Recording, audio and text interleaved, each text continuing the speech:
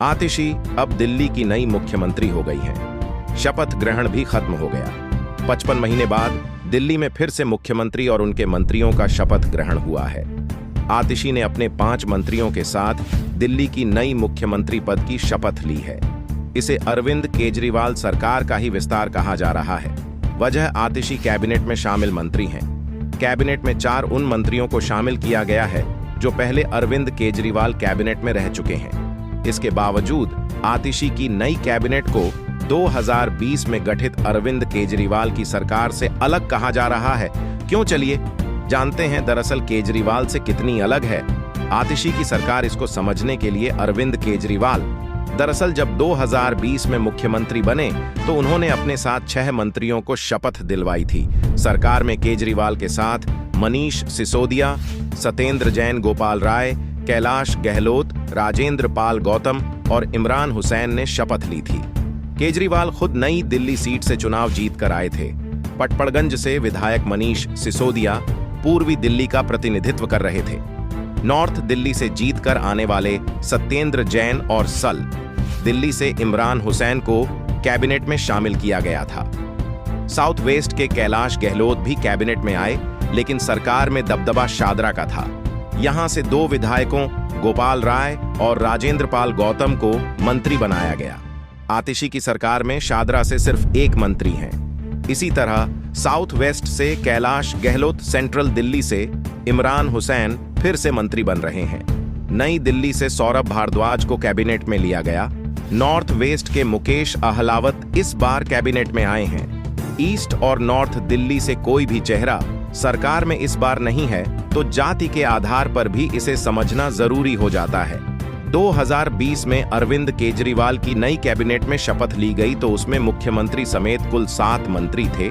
केजरीवाल खुद वैश्य समुदाय से आते हैं। इसी तरह मनीष सिसोदिया राजपूत, सत्येंद्र जैन वैश्य, गोपाल राय भूमिहार, राजेंद्र पाल गौतम दलित, कैलाश गहलोत जाट और इमरान हुसैन मुस्लिम समुदाय से आते हैं। कैबिनेट में दलित, पिछड़ा और अल्पसंख्यक वर्ग की हिस्सेदारी करीब 40% थी। आतिशी कैबिनेट की बात करें तो आतिशी की नई सरकार में खुद मुख्यमंत्री राजपूत समुदाय से आती है। सौरभ भारद्वाज ब्राह्मण, गोपाल राय भूमिया, मुकेश गला अहलावत दलित, कैलाश गहलोत जाट और इमरान हुसैन अल्पसंख्यक समुदाय से ताल्लुक रखते हैं। कैबिनेट में पीढ़ीय समुदाय की भागीदारी 50% है। आम आदमी के दरअसल टॉप 3 चेहरे कैबिनेट से बाहर हो गए। यह पहली बार है जब आम आदमी पार्टी की सरकार में पार्टी के टॉप 3 चेहरे कैबिनेट से बाहर हैं। वो 3 चेहरे हैं अरविंद केजरीवाल, मनीष सिसोदिया और सत्येंद्र जैन। 2013, 155 और 20 की सरकार में तीनों एक साथ मंत्री बने थे। अब तीनों ही कैबिनेट में नहीं हैं। इन 3 चेहरों की जगह पर सौरभ भारद्वाज, मुकेश अहलावत जैसे नए नेताओं को कैबिनेट में जगह मिली। हालांकि सौरभ भारद्वाज कुछ महीनों के लिए केजरीवाल कैबिनेट में ही रहे हैं। अब अनुभव के आधार पर इस पूरी कैबिनेट को समझिए। अरविंद केजरीवाल ने जब 2020 में कैबिनेट का गठन किया तो उसमें शामिल एक भी ऐसा सदस्य नहीं था जो पहली बार के विधायक हो। उसके उलट आतिशी कैबिनेट में पहली बार के 2 नेताओं को तवज्जो मिली है।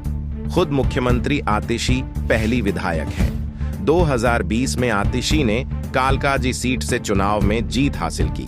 वहीं मंत्री मुकेश अहलावत भी पहली बार के ही विधायक हैं। अहलावत सुल्तानपुर माजरा सीट से पहली बार विधायक चुने गए हैं। आतिशी कैबिनेट में बाकी के 4 मंत्री एक बार से ज्यादा के विधायक और मंत्री हैं।